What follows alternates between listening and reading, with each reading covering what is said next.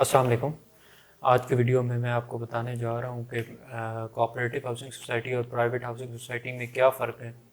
Investment کے لحاظ سے کون سی سوسائٹی اچھی ہے، رہائش کے لحاظ سے کون سی اچھی ہے۔ تو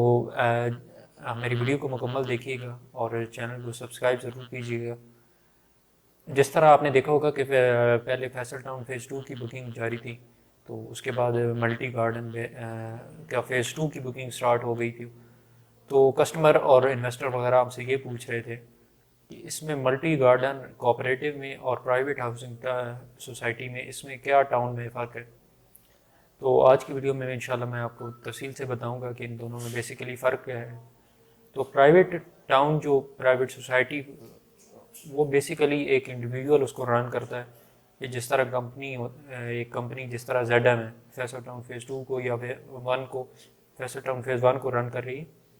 تو اسی طرح بیسیکلی ایک کمپنی یا اس کا انڈیویجول جس طرح چودھری صاحب ہیں تو وہ اس کو رن کرتے ہیں۔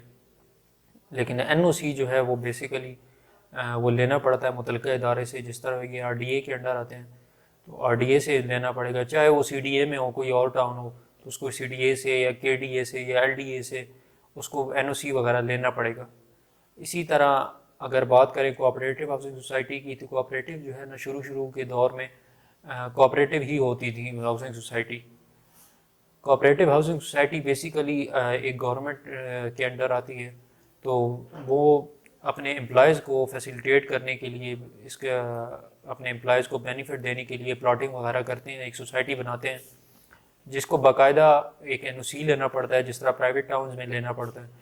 وہ چاہے آر ڈی اے میں ہو، سی ڈی اے میں ہو، ایل ڈی اے میں ہو، فضائیہ کی ہو، پبلک ہاؤسنگ سوسائٹی ہوتی ہیں، سی ڈی اے کے سیکٹرز ہوں، اس میں کوئی کامرس کی ہو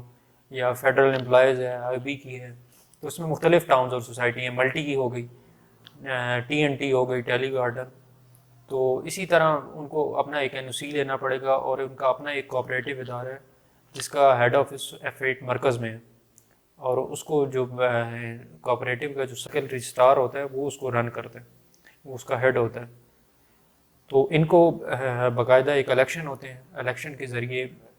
ان کو الیکٹ کیا جاتا ہے، باڈی جو ہے وہ الیکٹ ہوتی ہے، تو پھر وہ اس کو رن کرتی ہے، سوسائٹی کو رن کرتی ہے۔ اس میں ایک انڈیویجول نہیں ہوتا، ادارے کا جو ہے وہ ایک انڈیویجول اس کو رن نہیں کر سکتا۔ ادارے میں اس کے گورننگ باڈی ہوتی ہے، پریزیڈنٹ ہوں گے، وائس پریزیڈنٹ ہوں گے، فائنانس سیکرٹری، اسی طرح مختلف سیٹیں ہوتی ہیں سوسائٹی کے جتنی بڑی سوسائٹی ہے اس حساب سے اس کی باڈی بڑی ہوگی۔ تو اسی طرح وہ الیکشن لڑتے ہیں، باقاعدہ الیکشن کمیشن کا ادارہ خود الیکشن کنڈکٹ کرواتا ہے۔ تو الیکشن جب ہو جاتے ہیں تو پھر سوسائٹی اس کے معاملات چلاتی ہے۔ تو اسی طرح پرائیویٹ ٹاؤن میں جو ہوتا ہے وہ انڈیویجول رن کرتا ہے، اس میں سوسائٹی وغیرہ کا کوئی عمل دخل نہیں ہوتا۔ تو جس طرح پہلے ادوار میں تو وہ کوآپریٹو ہاؤسنگ سوسائٹیاں ہی ہوتی تھی، تو پہلے گورنمنٹ رن کرتی تھی۔ ابھی آج کل کا رجحان جو ہے وہ ٹرینڈ جو چل رہا ہے وہ یہ ٹرینڈ چل رہا ہے کہ پرائیویٹ ہاؤسنگ سوسائٹی اور نئے ڈیولپرز آ رہے ہیں اور وہ رن کر رہے ہیں۔ تو شروع میں جو ٹریک ریکارڈ ہے، کہ جس طرح آپ کہہ سکتے ہیں کہ اگر کوآپریٹو ہاؤسنگ سوسائٹی ہے تو یہ گورنمنٹ کے انڈر ہے، تو گورنمنٹ کے انڈر ہے تو انویسٹمنٹ ہماری سیف ہے، تو اس طرح کچھ نہیں کہہ سکتے،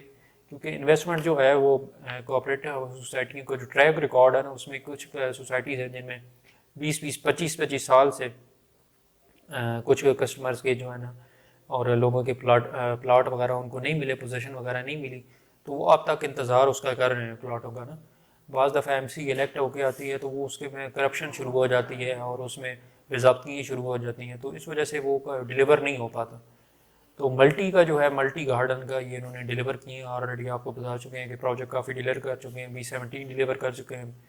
F17 ڈیلیور کر چکے ہیں، E11 1 اور 3 بھی ڈیلیور کر چکے ہیں، ملٹی آرکیڈ اور ملٹی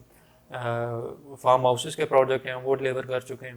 تو ملٹی گارڈن فیز 2 اب انہوں نے شروع کیا ہے،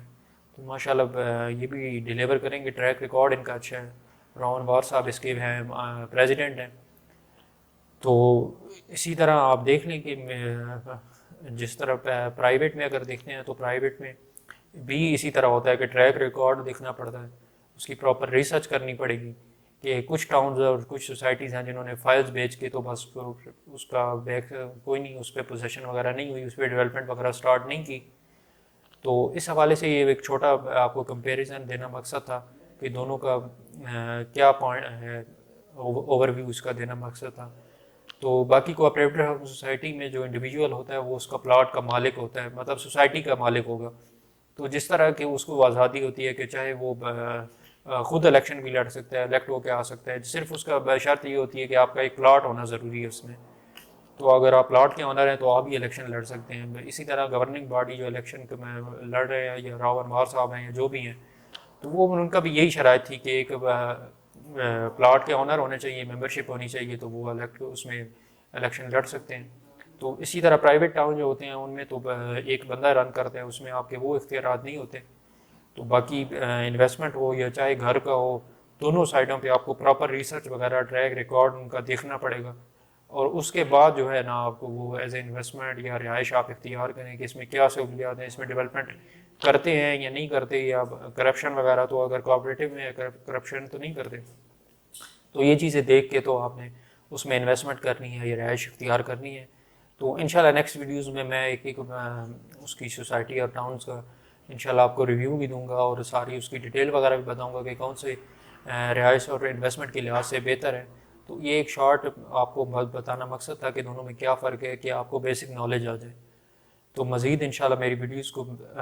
دیکھیے گا، اور اگر یہ آپ کو ویڈیو پسند آئی ہے تو اس کو لائک اور شیئر ضرور کیجیے گا. شکریہ. اللہ حافظ.